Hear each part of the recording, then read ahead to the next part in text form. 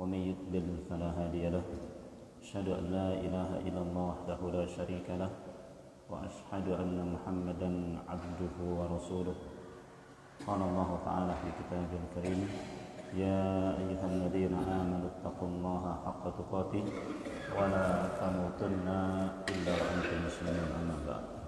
Alhamdulillah para jemaah sekalian yang dirahmati oleh Allah Subhanahu wa taala.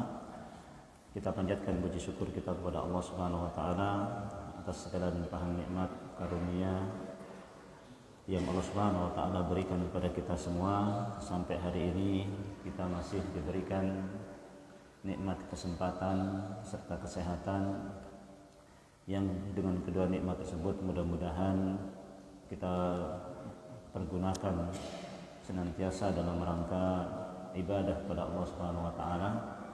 Kita gunakan senantiasa dalam rangka mendekatkan diri kita kepada Allah Subhanahu wa taala yang mudah-mudahan dengan kedua nikmat tersebut mengantarkan kita ke dalam surga dan keridhaan Allah Subhanahu wa taala. Amin ya rabbal alamin. Salawat dan salam senantiasa kita curahkan kepada Nabi kita Muhammad sallallahu alaihi wasallam, keluarganya, sahabat-sahabatnya, serta orang-orang yang mengikuti Nabi sallallahu alaihi wasallam dengan baik dan benar. Baik. Kita akan mulai ayat ataupun surat selanjutnya, yakni surat Al-Mutaffifin. A'udzu billahi minasyaitonir rajim. Bismillahirrahmanirrahim. Wailun lil mutaffifin. Artinya Pak Wid? Bismillahirrahmanirrahim. Celakalah bagi orang-orang yang curang. Celakalah bagi orang-orang yang curang. Baik, sebelum masuk pada penjelasan ayat tersebut, poin pertama yang ingin saya jelaskan adalah tentang status daripada surat Al-Mutaffifin, ya. Para ulama menyebutkan ada 3 status surat Al-Mutaffifin ini. Satu, ya, surat nazalat fi Makkah, satu surat yang turun di Makkah, yaitu surat yang turun di Makkah. Kemudian yang kedua, para ulama mengatakan nazalat fil Madinah. Yang kedua, surat yang turun di Madinah. Yang ketiga, kira-kira apa? Kalau surat itu kan cuma ada Madaniyah dan Makkiyah. Iya. Ada pendapat yang ketiga. Kira-kira apa yang ketiga? Kan kalau kita dengar surat, ada surat Makkiyah, surat Madaniyah. Kalau yang ketiga kira-kira apa?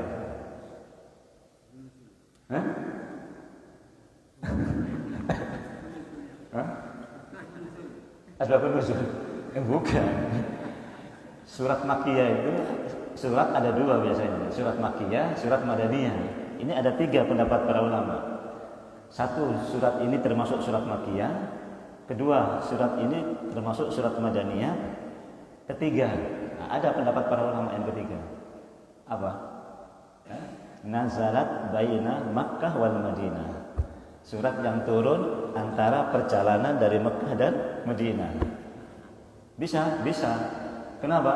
Karena perjalanan dari Makkah ke Madinah butuh waktu yang lama. Butuh waktu yang lama. Kalau sekarang naik bis, ya, dari Makkah ke Madinah mungkin sekitar 4 atau 5 jam bisa nyampe. Tapi zaman dulu berhari-hari baru nyampe. Bisa jadi turun ayat ataupun turun surat pas perjalanan dari Mekah ke Madinah, ya. Berarti ada 3 pendapat. Pendapat yang pertama yang mengatakan bahwasanya ayat ini atau surat ini surat Makkiyah. Ini pendapatnya Ibnu Mas'ud dan Ad-Dhahhak. Ini pendapatnya Ibnu Mas'ud dan Ad-Dhahhak. Ad-Dhahhak, ya.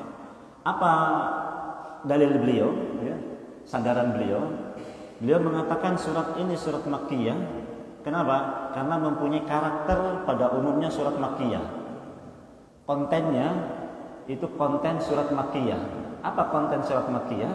surat yang menjelaskan tentang hari kiamat. Surat yang menjelaskan tentang orang-orang kafir yang tidak percaya terhadap hari kebangkitan. Hampir rata-rata surat Makkiyah itu membicarakan tentang masalah tersebut. Seperti yang sudah kita pelajari. Dari surat An-Naba sampai surat kemarin Al-Infitor, isinya mesti ada menceritakan tentang hari kiamat. Ya, mesti ada cerita tentang hari kiamat. Infitor ada, nanti di An-Naba juga ada, An-Nazi'at juga ada, ya kan? Maka kemudian kalau dilihat konten isinya, maka dia masuk dalam karakteristik sifat ataupun sifat daripada surat Makkiyah. Ini dasarnya, ini dasarnya Ibnu Mas'ud dan Ad-Dhahhak. Kemudian dasar yang kedua, para ulama karakter menyebutkan bahwasanya karakter surat Makkiyah itu suratnya pendek-pendek. Suratnya pendek-pendek. Bukan suratnya, ayatnya pendek-pendek, ya. Ayatnya pendek-pendek, ya. Seperti dalam surat ini atau surat-surat yang lain, ya. Dan sebagainya, ya. Kebanyakan pendek-pendek, tidak seperti karakter surat Madinah yang panjang. Al-Baqarah umpama jelas panjang dibandingkan dengan surat-surat yang turun di Makkiyah atau ayat-ayat yang di Makkiyah itu. Ini karakter yang kedua. Karakter yang ketiga, surat Makkiyah itu ini unik, para ulama menyebutkan banyak kata-kata kalla. Banyak kata-kata kalla.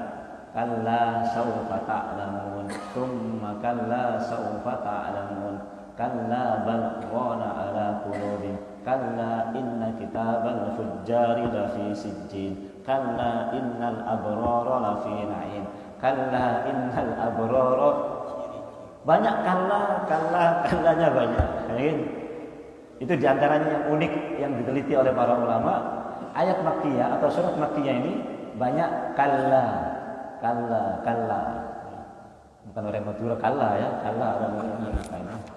Kalla lakona bukan, ya. Kalla bukan, ya. Ini 3 karakter ciri surat Makkiyah. Paham maksudnya? Baik, ini pendapat yang pertama, ya. Bahwasanya surat ini Mutaffifin ini surat Makkiyah. Alasan yang pertama apa? Surat ayatnya pendek-pendek. Yang kedua alasannya membicarakan tentang hari kiamat. Tanda yang ketiga banyak kata-kata kalla. Kalla wis. Banyak kata-kata kalla. Antum perhatikan memang banyak. Subhanallah, ya. Para ulama sampai meneliti segitunya, ya. Kalau kata kita ya orang lakuan kita, ya kan. Tapi para ulama subhanallah, ya. Subhanallah. Baik, itu pendapat yang pertama. Pendapat yang kedua, ini surat Madaniyah, surat yang turun di Madinah. Ya. Meskipun definisinya bukan itu sebetulnya, ya. Sudah pernah saya sampaikan. Definisi Makkiyah ataupun Madaniyah itu adalah surat yang turun sebelum hijrah atau surat yang turun setelah hijrah. Sebelum hijrah itu Makkiyah, setelah hijrah itu Madaniyah. Cuma ini disebutkan ini surat yang turun di Mekah, satunya bilang surat yang turun di Madinah. Paham, ya? Yang mengatakan surat ini turun di Madinah itu adalah Ibnu Abbas, ya. Ibnu Abbas.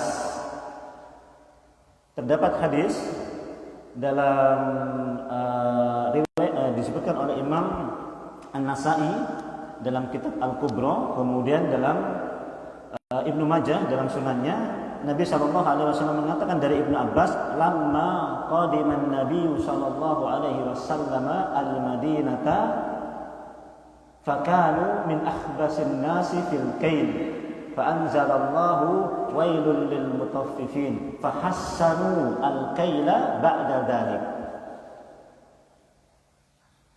Nabi SAW mengatakan apa? Ibnu Abbas mengatakan apa? Ketika Nabi SAW nyampe kota Madinah, maka kami mendapati orang-orang Madinah itu orang yang paling buruk dalam masalah timbangan. Paham?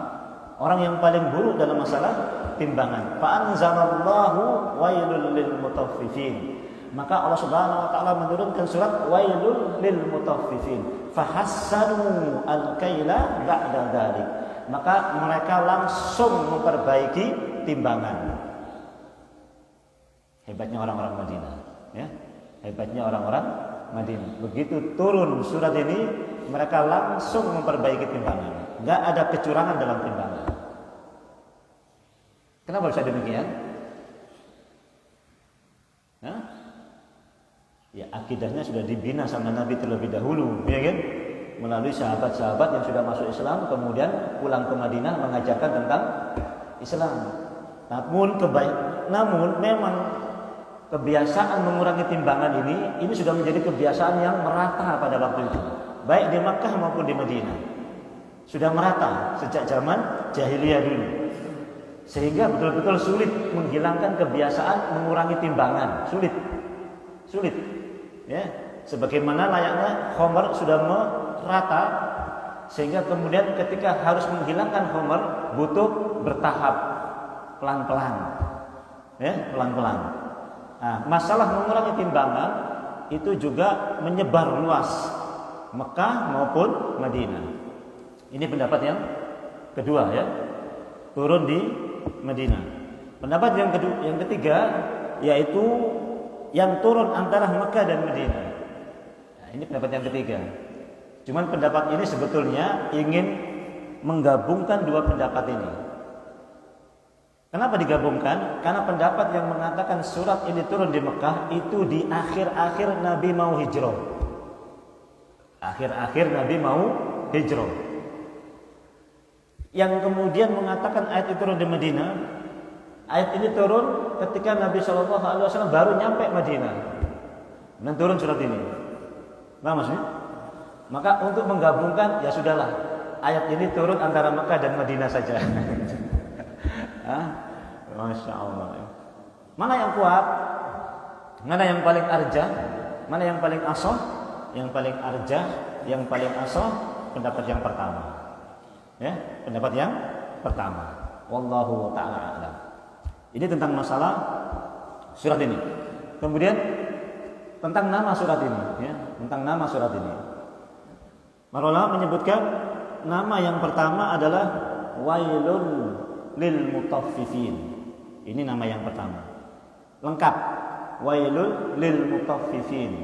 Ayat yang pertama yang dipakai nama surat. Ya. Ayat yang pertama yang dipakai nama surat. Kemudian yang kedua surat mutaffifin, seperti yang kita pahami ini. Yang ketiga ada yang mengatakan at-tatfif. Bisa nulisnya ta, to, fa, ya, fa. Tatfif. Apa maknanya? Akhdus syai'il qalil, yaitu mengambil bagian yang sedikit. Itu namanya tatfif. Jadinya mutaffifin. Ini tentang nama surat. Ya. Yang ketiga, tentang keutamaan surat ini. Tentang keutamaan surat ini, ya. Yang pertama, surat ini kalau kita baca beberapa kitab tafsir para ulama, termasuk salah satu surat favorit Nabi SAW ketika sholat tahajud. Salah satu, ya, salah satu surat favorit. Berarti maknanya apa? Sering dibaca sama Nabi SAW dalam sholat tahajud. Kita favoritnya apa? Hah? Kalau kita mulai surat favoritnya apa? Masya Allah, ya. Itu surat favoritnya Nabi SAW. Ditambah lagi surat Ar-Rahman, ya. Allamal Quran, khalaqal insan, allamahul bayan, dan seterusnya, ya. Itu diantara surat-surat favorit yang dibaca oleh Nabi SAW ketika salat malam. Berarti kalau pengen mengikuti Nabi, ya, harus menghafal surat ini ya. Paling tidak ini mutaffifin ini ya. Wabil khusus para imam. Pokoknya para imam ini wabil khusus terus pokoknya ya. Pokoknya wabil khusus para imam ya. Ini harus menghafal surat mutaffifin ini karena ini surat favoritnya Nabi SAW ya. Yang kedua, ayat ini atau surat ini masuk dalam kategori surat mufassal. Mufassal. Nabi SAW mengatakan fudiltu bil mufassali. Fudiltu bil mufassali. Pernah dengar surat mufassal? Pernah dengar surat mufassal?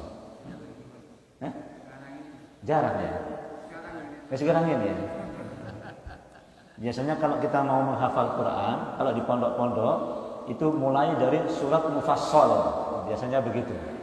Jadi kalau kita mau menghafal Quran, mulainya dari surat mufassal. Ya. Ada 65 surat. Mulai dari Qaf wal Qur'anil Majid bal ajibu an ja'ahum mundirun minhum dan seterusnya sampai Anas. Itu surat mufassal namanya. Mufassal pisah, beda. Karena apa? Karena ke-65 surat ini beda sama sekali, tidak ada kemiripan dengan surat-surat ataupun ayat-ayat yang turun pada kitab-kitab yang sebelumnya.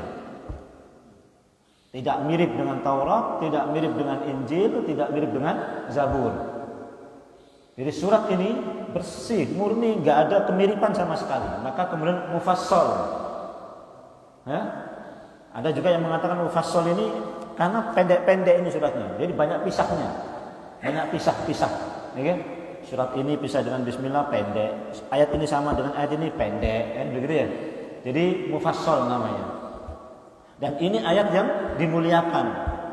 Nabi mengatakan fudiltu, aku dilebihkan oleh Allah Subhanahu wa taala dengan nabi-nabi yang lain dengan mufassal yang beda sekali dengan surat-surat ataupun ayat-ayat yang ada pada kitab-kitab yang sebelumnya.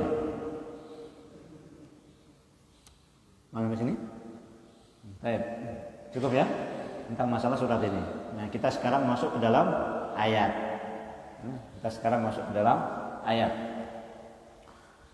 Kita masuk dalam pengertian dulu ya. Wailun. Wailun ya. Wailun ini banyak maknanya sih sebetulnya ya. Bisa dia bermakna halak. Dia bisa bermakna khizyun. Dia bisa bermakna khusrun. Dia bisa bermakna adabun. Macam-macam ya. Jadi kalau diterjemahkan dia bisa bermakna celaka. Dia bisa bermakna hancur. Dia bisa bermakna rugi. Dia bisa bermakna binasa. Apa saja, banyak. Pokoknya intinya wailun itu adalah keadaan yang buruk yang menimpa seseorang disebabkan karena dia melanggar perintah Allah Subhanahu wa taala dan melanggar larangan Allah Subhanahu wa taala. Maka terancam wailun. Paham enggak? Secara bahasa begitu ya. Ini secara bahasa wailun itu maknanya apa? Ancaman. Ya, ancaman dengan siksa, dengan kebinasaan, dengan kehancuran, dengan kerugian dan segala macam yang sifatnya buruk, ya, yang Allah Subhanahu wa taala berikan kepada siapa saja yang melanggar perintah Allah Subhanahu wa taala dan melanggar larangan Allah Subhanahu wa taala. Maka terkenalah wailun. Enggak salat, wailun lil musallin. Ya kan? Paham ya? Enggak salat, wailun lil musallin, ya. Maksudnya salatnya enggak khusyuk maksudnya begitu ya. Kemudian wailun bagi orang yang curang. Wailun juga bagi orang yang enggak puasa. Wailun juga bagi orang yang enggak mengeluarkan infak dan sedekahnya. Wailun juga bagi orang-orang yang enggak bayar zakat. Wailun juga bagi orang yang menyakiti tetangganya. Wailun juga bagi orang yang mengambil harta orang lain. Wailun juga bagi orang yang macam-macam. Paham maksudnya? Ya?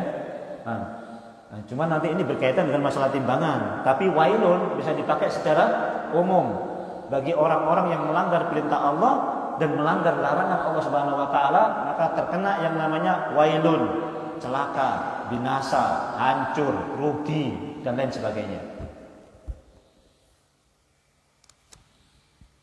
Paham sini? Ya, baik. Saya lanjutkan ya. Kemudian lil mutaffifin. Ya, tadi sudah saya sebutkan maknanya itu sebetulnya apa? Akhdus syai'il qalil, yaitu mengambil yang sedikit dengan cara yang tidak hak, dengan cara yang tidak benar, mengambil bagian yang bukan haknya meskipun sedikit dengan cara yang tidak benar. Nah, kalau di situ diterjemahkan curang ya, bolehlah kita terjemahkan curang, boleh ya kan, tidak ada masalah. Baik, ini dari segi maknanya begitu ya. Sekarang kita coba tadabburi ayat ini ya, tadabburi ayat ini. Ini tadabburnya yang agak panjang ya. Pertama, tentang gaya bahasa yang Allah Subhanahu wa taala pakai dalam ayat ini. Ayat ini enggak ada apa-apanya. Ayat ini enggak ada apa-apanya sebelumnya. Enggak ada pembukaannya, enggak ada prolognya, enggak ada ini, tahu-tahu wailun. Tahu-tahu celaka. Tahu-tahu binasa. Tahu-tahu hancur. Ya. Yang ngantuk minum kopi dulu. Ya. Yang ngantuk ambil kopi dulu. Untuk apa kopi disediakan kalau masih ngantuk ya? Ya, betul, silakan ya. Ini memang fungsinya di situ kemarin.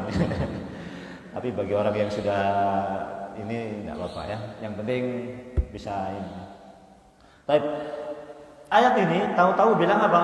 Wailun. Tahu-tahu bilang celaka, hancur, binasa, rugi. Tidak ada ayat, tidak ada kata-kata sebelumnya, tidak ada mukaddimah sebelumnya, nggak ada pengantar sebelumnya, tahu-tahu celaka. Saya ambil ilustrasi begini ya. Saya sebagai khotib naik ke atas mimbar, ya kan? Belum pembukaan, belum apa-apa, langsung saya bilang apa? Habis pembukaan terus saya bilang celaka kalian semua. Binasa kalian semua. Hancur kalian semua. Tangnya aja orang yang saya tedung ya.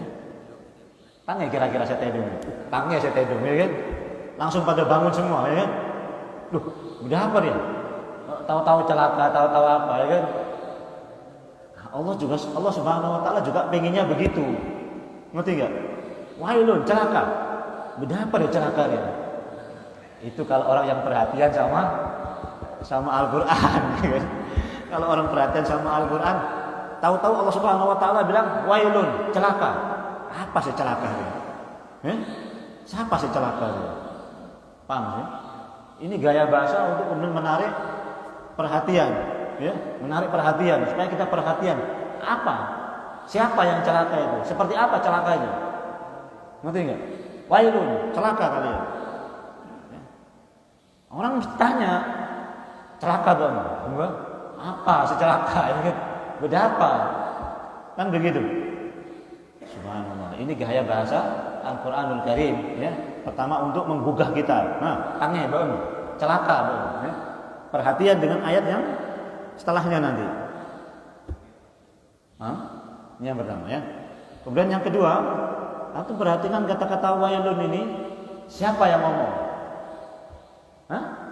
Siapa yang bilang wailun ini? Ya Allah lah. Allah yang bilang wailun, celaka, binasa, hancur, rugi kalian. Allah yang bilang. Ini yang harus kita perhatikan. Ini yang harus kita perhatikan. Ini yang bilang siapa? Allah. Berarti kalau Allah yang bilang, bisa nggak ada yang mencegahnya? Nggak bisa. Pasti terjadi nggak kalau melanggar? Pasti terjadi. Besar nggak balasannya? Kalau Allah Subhanahu wa taala yang bilang celaka begini, besar enggak balasannya? Besar balasannya, enggak main-main balasannya.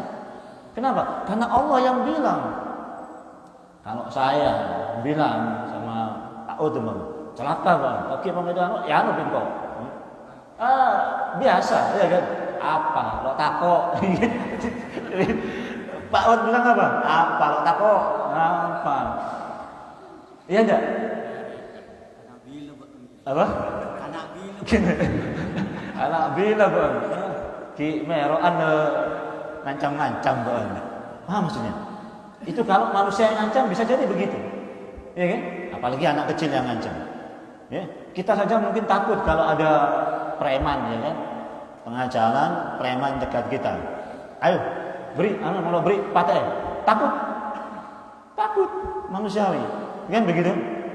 Tapi apakah preman tersebut bisa merealisasikan membunuh kita kalau nggak Allah Subhanahu Wa Taala kehendaki?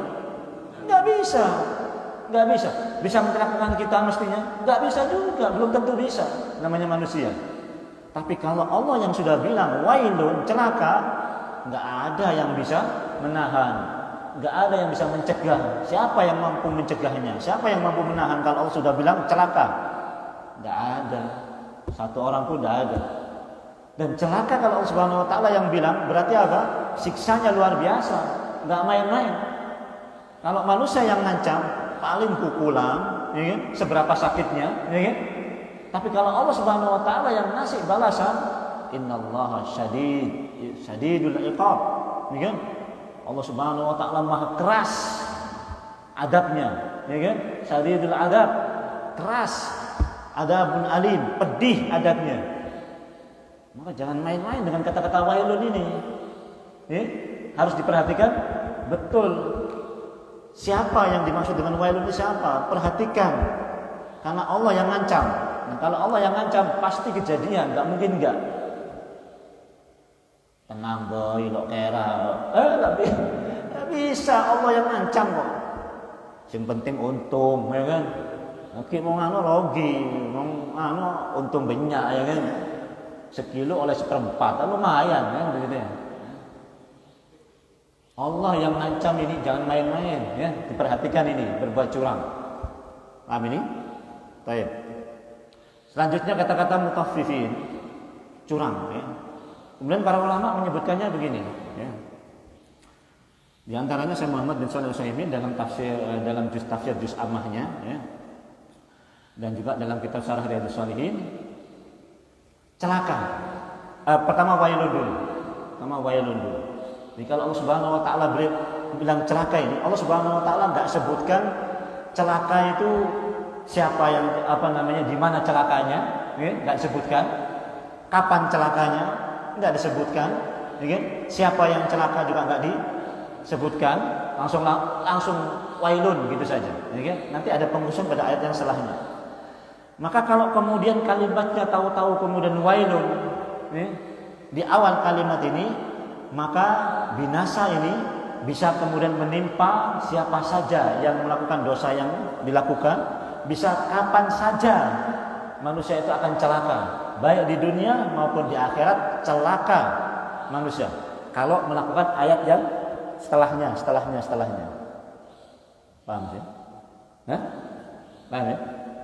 Celaka ini bagi siapa? Bagi siapa saja yang melanggar ayat yang setelahnya nanti. Allah sebutkan celaka bagi siapa? Allah sebutkan nanti. Celakanya di mana? Celakanya di dunia maupun di akhirat. Ya, nanti kita akan bahas celakanya bagaimana. Ya, paham ya? Kemudian mutaffifin, curang. Nanti curang ini, memang ayat ini akan lebih khusus kepada masalah perdagangan, masalah jual beli.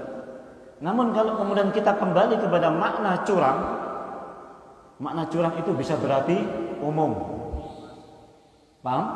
Bisa luas maknanya dan bisa terkena ancaman wailun.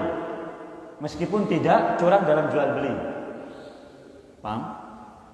Ya. Syekh Muhammad bin Shalih Al-Utsaimin menyebutkan salah satunya adalah, ini saya nggak enak menyebutkannya ini. Tapi ya sebagai peringatan bagi kita semua ya. Dan bagi kita semua. Yaitu tentang masalah karyawan atau pegawai. Mungkin nggak pegawai curang? Mungkin. Gimana cara curangnya pegawai?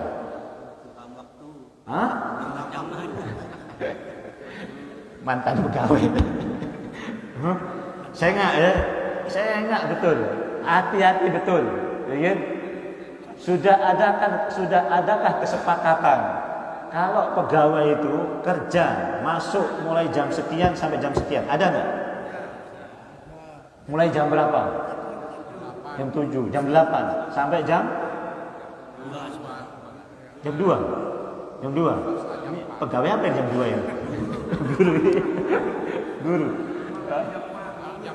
Yang lain pegawai jam 4. Macam-macam lah. Ada yang jam 4, yang jelas sudah ada kesepakatan. Jam kerja jam 7 sampai jam sekian. Ambillah jam 4, jam 8 jam 4. Dengan gaji sekian. Betul enggak? Dengan gaji sekian. Ya, dengan gaji sekian. Ini disepakati, gaji sekian, jam masuk sekian.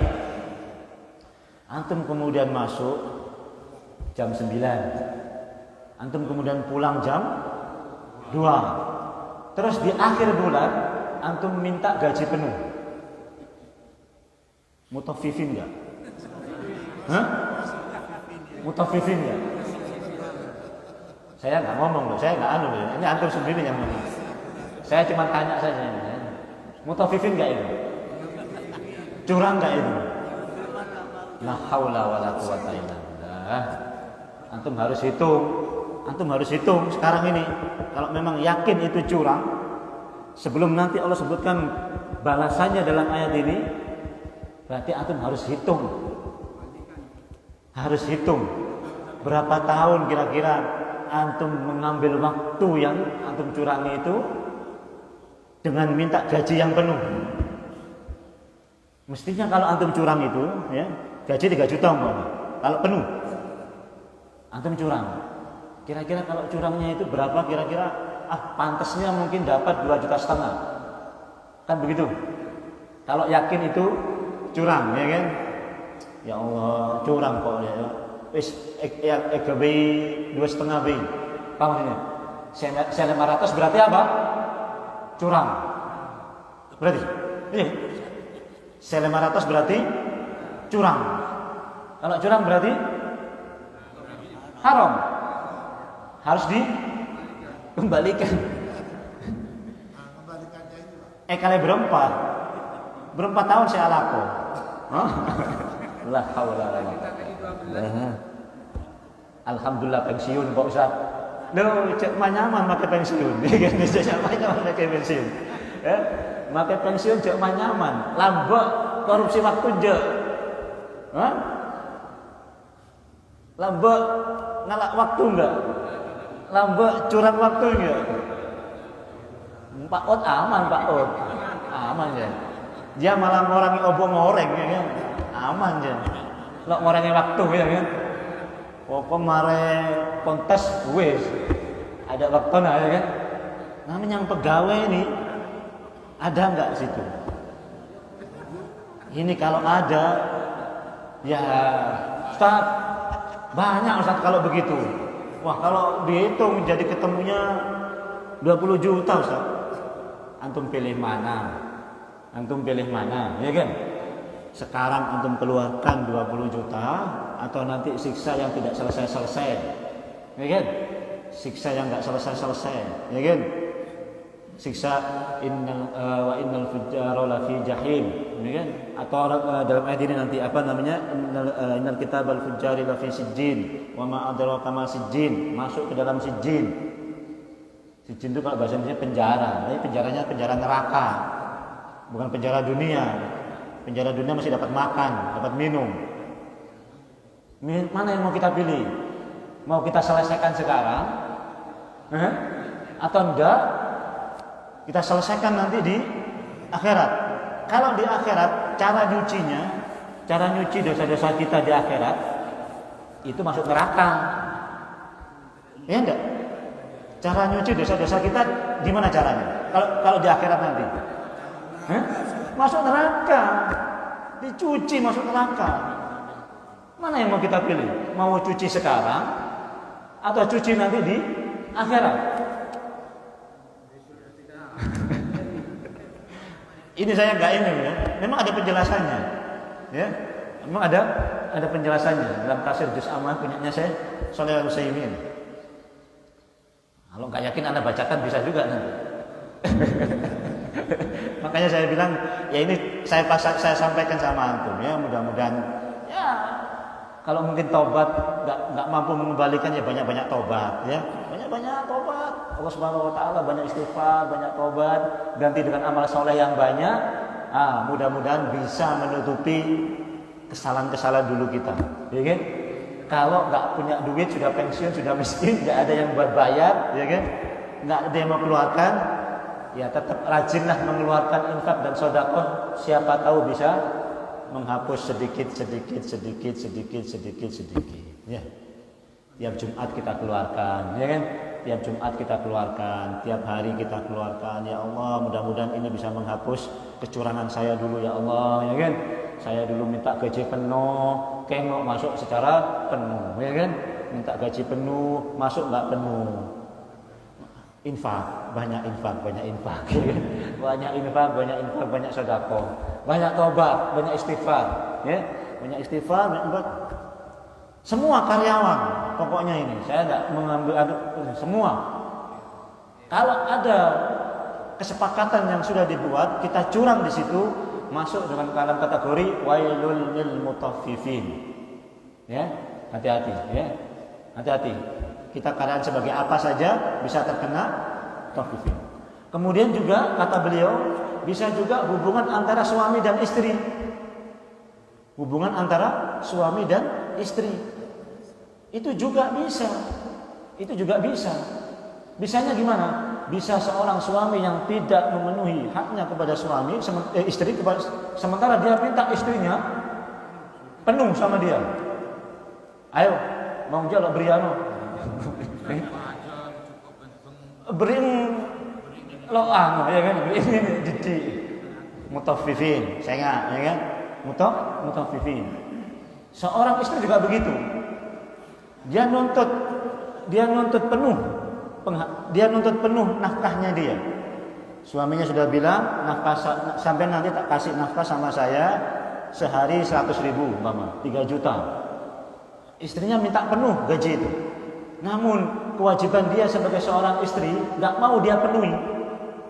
Dia curangi kewajiban dia, yang mestinya dia ini sama suami, yang mestinya dia ini, yang mestinya dia layani ini, yang mestinya dia siapkan ini, dia tidak, dia kurangi itu.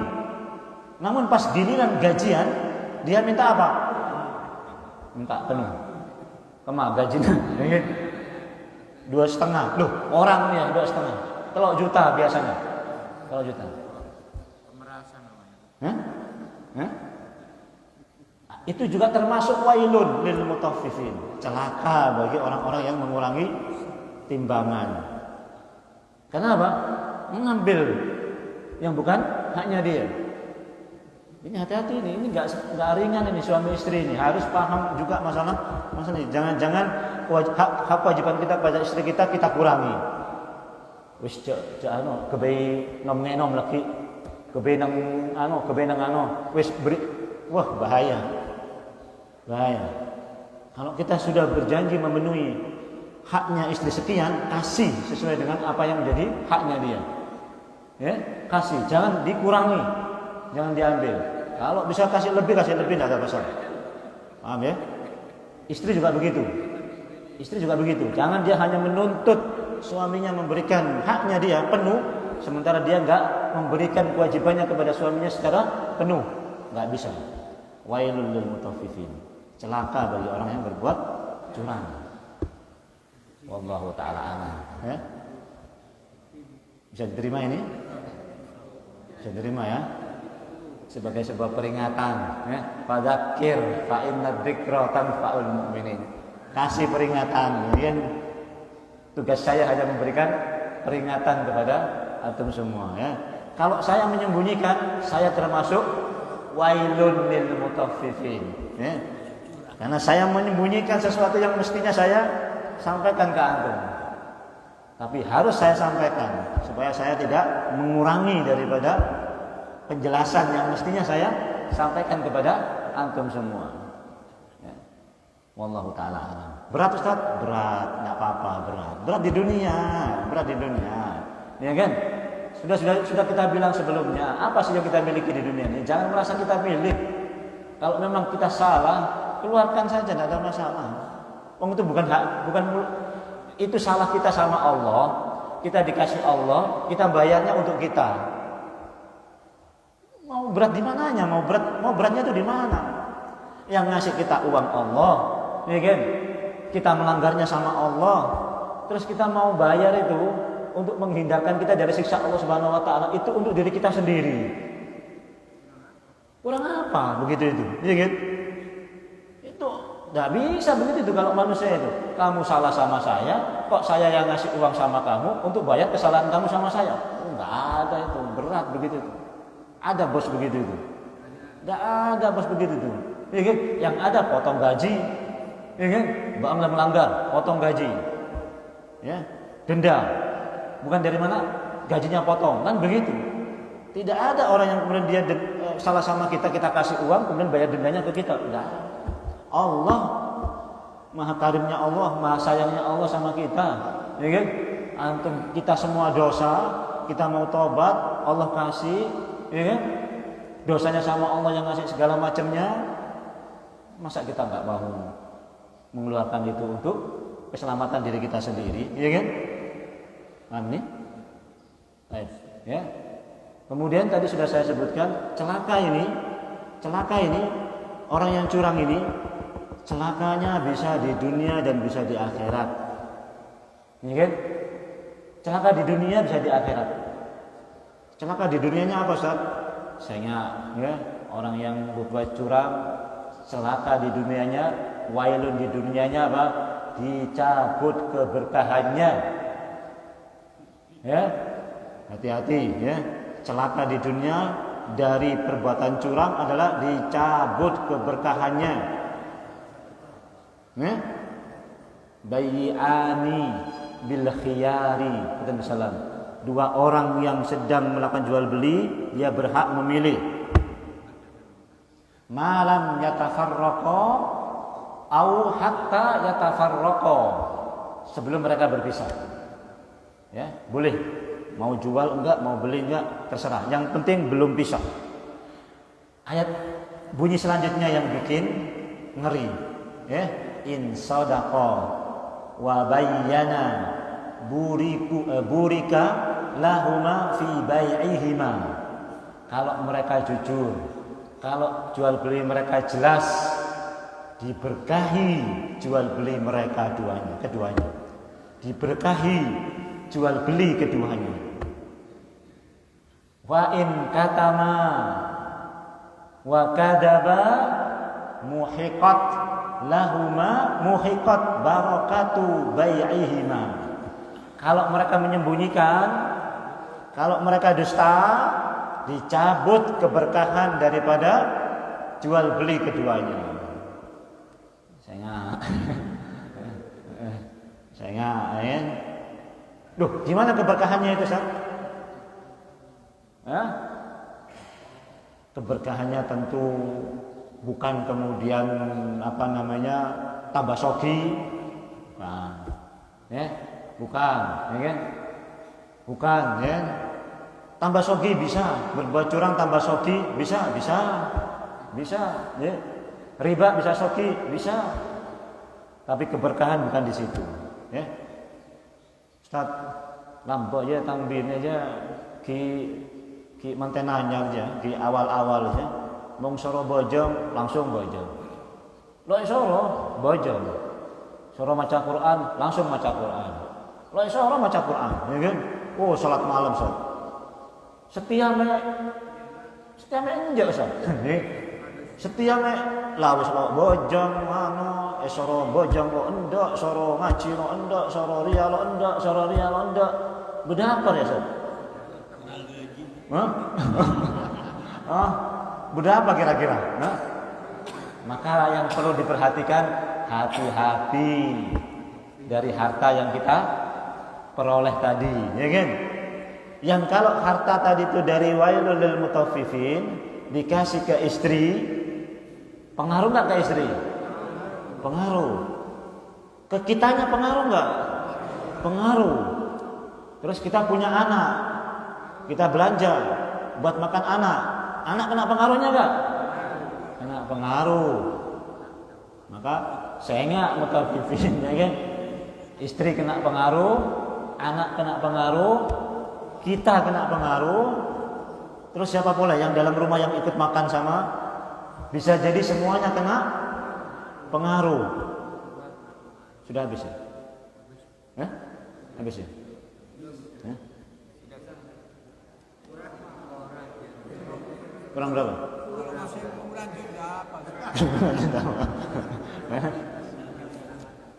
Ya, tidak bisa.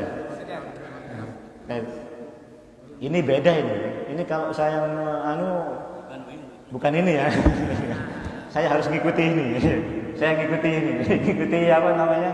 Kesepakatan sampai syuruk ya kan. Kalau saya ngurangi ya enak, tapi kalau lebih enggak apa-apa.